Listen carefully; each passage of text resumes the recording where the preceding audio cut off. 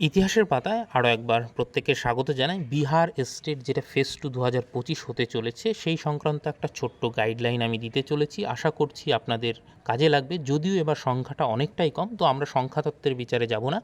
যদি এখান থেকে 2-3জনও চাকরি পায় সেটাও অনেক বড় ব্যাপার আমার কাছে। তো সেই জায়গায় দাঁড়িয়ে এই ছোট্ট সময়ের মধ্যে কিভাবে প্রিপারেশন নিলে আপনি স্টেটটা কোয়ালিফাই করতে পারবেন, এবং বিপিএসসি টিআরই 4 সম্ভবত ভোটের আগে আর হচ্ছে না, তো সেক্ষেত্রে অনেকটা সময়ও পেয়ে যাচ্ছেন। তখন কীরকম ভ্যাকান্সি আসবে তার ওপর ডিপেন্ড করে দেখা যাবে যে টিআরই 4-এ কতজন চাকরি পাচ্ছে না পাচ্ছে। তো সেই ভাবনা আগে আমরা সরিয়ে রাখি, আগে স্টেটটার দিকে যদি আমরা ফোকাস করি তাহলে আমরা দেখতে পাবো যে স্টেটের দুটো পেপার হয়। পেপার 1 যেটা হচ্ছে ক্লাস 9-10-এর জন্য, পেপার 2 যেটা হচ্ছে 11-12-এর জন্য। পরিষ্কার হলো বিষয়। তো আপনি পেপার 1 পেপার 2 দুটোই ফিল আপ করতে পারেন আপনার যদি যোগ্যতা থাকে, অথবা যে কোনো একটাও ফিল আপ করতে পারেন, সে নিয়ে কোনো সমস্যা নেই। দুটোর ক্ষেত্রেই কিন্তু টোটাল 150 মার্কের এমসিকিউ পরীক্ষা হবে, এবং এই 150 নাম্বারের বিভাজনটা কীরকম হবে এইখানে দেখুন আমি ডায়াগ্রাম আকারে দিয়ে দিয়েছি। একটা হচ্ছে পেপার 1-এর এই যে এই দিকে যেটা দেখতে পাচ্ছেন সেটা হচ্ছে একটা সোশ্যাল সায়েন্সের, যারা সোশ্যাল সায়েন্স শুধুমাত্র হিস্ট্রি বা জিওগ্রাফি 9-10-এ কিন্তু হবে না, সোশ্যাল সায়েন্স হতে হবে বা সায়েন্স হতে হবে, অথবা আপনার যদি কোনো ল্যাঙ্গুয়েজ থাকে, যেমন বাংলা হয়, সিট কম থাকে তবু বাংলা হয়, ইংলিশ হতে পারে, সংস্কৃত হতে পারে, তো উর্দু হতে পারে, তো যে ল্যাঙ্গুয়েজ আপনি সেটা দিতে পারেন। তো এই যে সোশ্যাল সায়েন্স সায়েন্স বা ল্যাঙ্গুয়েজ থেকে 100 মার্কের এমসিকিউ থাকবে 150 মার্কের মধ্যে, এবং যারা 11-12-এ দিতে যাচ্ছেন তাদের জন্য কিন্তু সাবজেক্ট স্পেসিফিক, অর্থাৎ এমএ এমএসসি এমকম যারা করে রয়েছেন তা আপনার নির্দিষ্ট সাবজেক্টে 100 মার্কের কিন্তু পরীক্ষাটা হবে। পরিষ্কার হলো বিষয়টা? তো সেই এই যে 100 মার্কের যে পরীক্ষাটা হবে সেইটা আপনারা পড়বেন কোথা থেকে সেইটা একবার আমি একটু বলে দিই। প্রথম কথা হচ্ছে যে আপনার যেইটা দরকার সেইটা হচ্ছে যে এনসিইআরটি বা এসসিইআরটি একবার রিডিং দেওয়া। এবার দেখুন, যারা এতদিন ধরে সাবজেক্ট নিয়ে পড়াশোনা করেছেন, স্বল্প বিস্তর সাবজেক্টের ওপর দখল রয়েছে, সদ্য এসএসসি হয়েছে, যারা খুব ভালো করে সাবজেক্টটা পড়েছেন তারা অনায়াসে পাশ করতে পারেন। যারা সাবজেক্ট থেকে একদমই ডিটাচ, ধরুন 2 বছর ধরে আপনি সাবজেক্ট পড়েনি, তাহলে কিন্তু এইটুকু সময় সম্ভব না, একদম পরিষ্কারভাবে বুঝে নিন। তো এই যে আপনার যে সাবজেক্টের ওপর যেটা দখল আছে তার বেসিসে আপনি শুধুমাত্র অন্তত একবার এনসিইআরটি বা এসসিইআরটি বুকটা রিডিং দেবেন, চোখ বুলিয়ে যাবেন যে আছে কি, ওইখান থেকে লাইন তুলে তুলে প্রশ্ন হয়। এবং যারা 11-12-এর দেবেন, শুধুমাত্র 11-12-এর অন্তত এনসিইআরটি বুকটা 11-12-এর সবগুলো পড়তে হবে না, 6-12 অবধি পড়তে হবে না, শুধুমাত্র 11-12-এর যে এনসিইআরটি বুক সেইটাও যদি রিডিং দিয়ে যান সেইখান থেকেও দেখবেন যে একদম হুবহু কোশ্চেন কমন পাচ্ছেন। আর যদি 9-10-এর ক্ষেত্রে হয় সেক্ষেত্রে আপনি এনসিইআরটি যে 9-10-এর বইটা সেটা শুধুমাত্র অন্তত দেখে যাবেন। হ্যাঁ, 7-8 পারলে দেখবেন, না পারলে দেখার দরকার নেই। বোঝা গেল? 8-এর বইটা চাইলে দেখতে পারেন, তো অন্তত 9-10-এর জন্য দেখতে পাবেন। এইটা গেল আপনার সাবজেক্টের বিষয়, সাবজেক্ট শেষ, 100 মার্ক শেষ। বাকি রইল আপনার 50-এর জন্য এই দুটো পেপারের ক্ষেত্রে, পেপার 1 এবং পেপার 2-এর সেম সিলেবাস এবং একই ধরনের প্রায় কোশ্চেন আসে। এইখানে দেখুন দুটো পরীক্ষা কিন্তু আলাদা আলাদা ডেটে হবে, একসঙ্গে হবে না, অতএব দুটোই আপনি দিতে পারবেন। তো এইখানে দেখুন এইটা 50 মার্ক, 50 মার্কের বিভাজনটা কি আছে ওইখানে সিলেবাসে দেখবেন। সিলেবাস আমার টেলিগ্রাম চ্যানেলে দেওয়া রয়েছে, কমেন্ট সেকশনে লিঙ্ক দেওয়া থাকলো, সেখানে গিয়ে আপনি সিলেবাস দেখে নিতে পারেন, অথবা আমার যে ইউটিউব চ্যানেল রয়েছে সেখানে বিহার স্টেট বলে আলাদা প্লেলিস্ট রয়েছে, সেইখানে আপনি সিলেবাস সম্পর্কে একটা ধারণা পেয়ে যাবেন, বিশেষ করে সোশ্যাল সায়েন্সের। তো এই আর্ট অফ টিচিং এবং আদার স্কিল বলে একটা পোর্শন রয়েছে 50 মার্কের, যেটা সবার জন্য আসে। সে আপনি পেপার 1 দেন, পেপার 2 দেন, সোশ্যাল সায়েন্স দেন, সায়েন্স দেন, ল্যাঙ্গুয়েজ দেন, যাই সাবজেক্ট দিন না কেন আপনি, আপনার কিন্তু এই পোর্শনটা কমন সবার জন্য, এই 50। বাকি শুধুমাত্র ডিফারেন্স হয় ওই 100 মার্কের গিয়ে, ঠিক? এইবার এইখানে এই যে 50 মার্ক সেটার এই আর্ট অফ টিচিং এইখান থেকে আপনার আসবে 30টা এমসিকিউ। বোঝা গেল? 30টা এমসিকিউ আসবে। এই 30 মার্ক কিন্তু খুব ভাইটাল। এইখানে আপনার সাবজেক্টে যা করলেন, এইখানে যদি আপনি 30-এর মধ্যে, কারণ কোশ্চেনগুলো খুব ইজি আসে, খুব বেশি না। এই আর্ট অফ টিচিংয়ের থেকে কী আসে, বিএডে যেগুলো পড়েছেন সবটুকু নয় কিন্তু, আবার বললাম সিলেবাস রয়েছে, যেমন টিচিং লার্নিং প্রসেস সম্পর্কে, টিচিং লার্নিং অবজেক্টিভ সম্পর্কে, টিচিং মেথড সম্পর্কে, মাইক্রো টিচিং সম্পর্কে, ক্লাসরুম সিচুয়েশন সম্পর্কে। তো এই ধরনের বিষয়গুলো ব্লুমসের ট্যাক্সোনমি থেকে কোশ্চেন আসতে পারে। তো এই ধরনের রিয়েল সিচুয়েশন বেস কোশ্চেন, ধরুন একটা ছাত্র ডিস্টার্ব করছে, আপনি কী করবেন টিচার হিসাবে, আদর্শ শিক্ষকের কী কী বৈশিষ্ট্য থাকা উচিত, এই ধরনের এইটা যদি আপনি একবার অন্তত রিডিং দিয়ে যান, তাহলে কিন্তু আপনি ওইখান থেকে অনায়াসে 20 থেকে 22টা কোশ্চেন করতে পারবেন। এইবার এই সিলেবাসটা কোথায় পাবেন এটাও আমি ইউটিউবে বুঝিয়ে দিয়েছি। কেউ যদি আমার হোয়াটসঅ্যাপ গ্রুপে থাকেন, সেইখান থেকে আমাকে মানে স্টেটের আর্ট অফ টিচিং বলে মেসেজ করতে পারেন। যদি সংখ্যাটা কম হয় আমি অবশ্যই সেটা ফরওয়ার্ড করে দেবো, অনেক সংখ্যায় হলে সেটা আমার পক্ষে সম্ভব হবে না।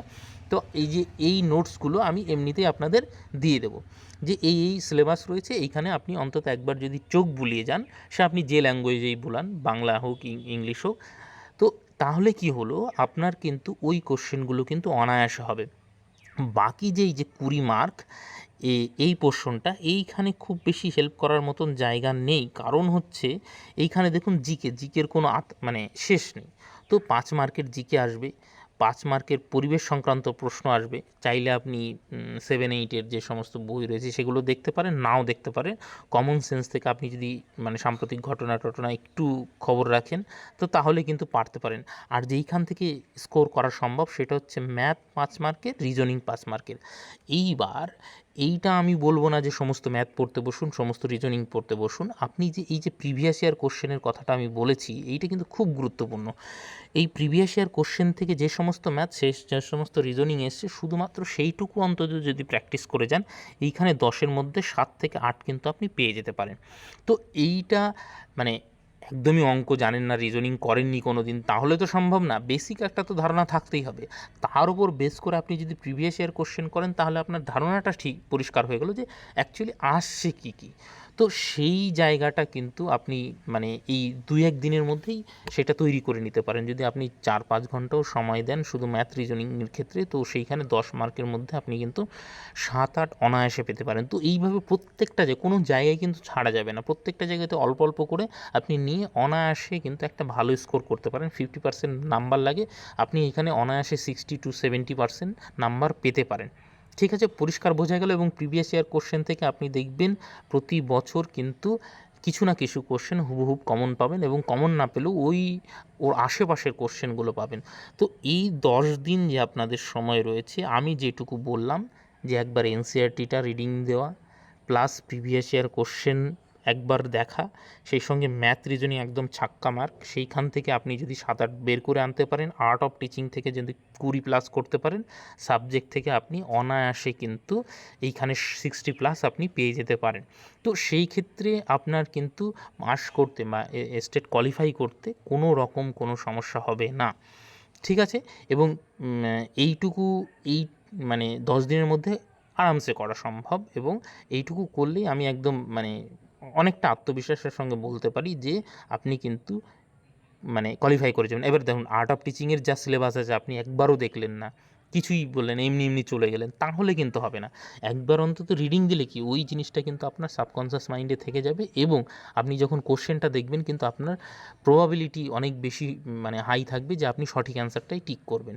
একবারও রিডিং দিলেন না, একবারও পড়লেন না, এনসিইআরটি কেন পড়তে বলছি, দেখুন সাবজেক্ট নলেজ আপনার রয়েছে, কিন্তু এনসিইআরটির যে মানে বইয়ের যে লেখার ধরুন, তার সিলেবাস কী, সেইটা যদি একবার আপনার রিডিং দেওয়া হয়ে যায়, তাহলে কি হলো, ওই যে কোশ্চেন পারার সম্ভাবনা, কারণ এনসিইআরটি থেকেই কোশ্চেন অনেকটা আসে, বেশিরভাগ আসে, তো সেইগুলো কিন্তু আপনি ভুল করবেন না, সিলি মিস্টেক করবেন না, অনায়াসে আপনি কিন্তু পারবেন, কারণ অলরেডি আপনার সাবজেক্ট নলেজ রয়েছে। তো এই ভাবে যদি আপনি করেন, তো এই 10টা দিন আপনি পড়লে বাকি যে আপনি টাকা খরচা করে যাবেন ওখানে, কোনো রকম মানে আপনার টাকাটা বৃথা যাবে না, অন্তত কোয়ালিফাইটা করতে পারবেন। এবং ওইখানে থাকার জন্য অনেক, বিশেষ করে ওই যে লঙ্গরখানা যে রয়েছে, খুব বিশেষ করে ছেলেদের খুব কম খরচায়, ওখানে টাকা পয়সাও লাগে না, আপনি আরামসে থাকতে পারবেন গুরুদ্বারাতে। তো ওই বা হোটেলেও থাকতে পারেন, আশেপাশে প্রচুর হোটেল আছে। তো ট্রেনে যাবেন, তো সেটাও মানে যতটা কম খরচ করা যায়। কিন্তু বাকি ভবিষ্যতে বিপিএসসি টিআরই 4 কী হবে না হবে সেটা তো আমি গ্রুপে জানাবই, কিন্তু এখন যা পরিস্থিতি তাতে ভোটের আগে কিন্তু বিপিএসসি টিআরই 4 মনে হয় না নোটিফিকেশন আসছে, হলেও সেই ডিসেম্বর। তো নতুন সরকার আসবে, নতুনভাবে কি করবে না করবে সেটা সময় পরিস্থিতি আমাদের বলবে। কিন্তু দেখুন, যে যতই নেগেটিভ বলুক যে সিট নেই, ওইদিকে হবে কি হবে না, তো ওই নেগেটিভিটির দিকে গিয়ে লাভ নেই, কারণ কখন কোন জায়গা থেকে কিভাবে অপরচুনিটি আসবে কেউ কিন্তু জানে না। অতএব যেহেতু সময় পরিস্থিতি এই আমাদের সামনে খুব খারাপ, ওয়েস্ট বেঙ্গলের অবস্থাও খুব খারাপ, তো সেখানে যেখানে সুযোগ পাওয়া যাচ্ছে এবং সম্ভাবনা আছে, তো সেই জায়গায় একটু আপনাকে ট্রাই করতেই হবে। বাকিটা তো সময় বলবে। তো যাই হোক, আমার মনে হয় আমি যেইটুকু বললাম সেইটুকু আশা করি আপনারা করতে পারবেন। আর আর্ট অফ টিচিংয়ের এই পোর্শনটুকু এইটুকু আমি হেল্প করে দিতে পারবো। বাকি এই পোর্শনটা আপনাদের নিজেদের একটু ম্যানেজ করে নিতে হবে, কিছু করার নেই, এই স্বল্প সময়ে তো সম্ভব নয়। তো যাই হোক, এইখান থেকে কিন্তু আপনি ভালো স্কোর করবেন, কারণ মানে খুব সিচুয়েশন বেস কোশ্চেন আসে, তো তো সেক্ষেত্রে মানে আপনার যদি উপস্থিত বুদ্ধি থাকে এবং আপনি যদি বিএডটা অন্তত মানে একটু ঠিকঠাক করে থাকেন, এবং এই যে সিলেবাসগুলো রয়েছে, যে মাইক্রো টিচিং কী, টিচিং মেথড কী কী রয়েছে, এই সম্পর্কিত বিষয় যদি একবার রিডিং দিয়ে যান, তাহলে কিন্তু আপনার এইখান থেকে 20+ স্কোর একদম অনায়াসে চোখ বুজে হবে। ঠিক আছে, থ্যাংক ইউ। এরপরেও যদি আপনাদের কোনো মতামত থাকে নিশ্চয়ই আপনি কমেন্ট সেকশনে করতে পারেন, এবং এই লিঙ্ক দেওয়া থাকলো সেইখানে গিয়ে যুক্ত হয়ে থাকতে পারেন ফার্দার দিয়ে কোনো আপডেটের জন্য। Thank you.